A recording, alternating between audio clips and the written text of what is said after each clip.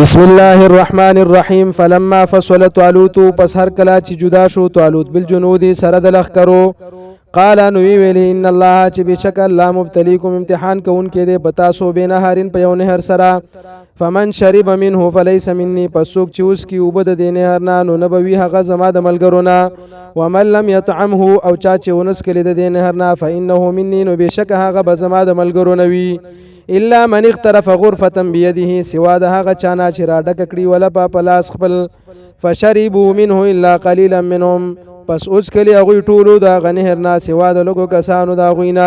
فلما جاوزه، پس هر کله چې پورې وتلو په دې نهر باندې هو هغه طالوت والذین هغه کسان آمنو چې ایمان راوړی و معه د هغه سره،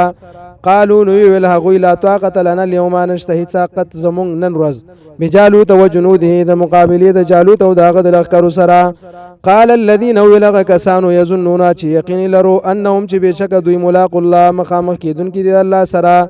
کم من فئات قلیله،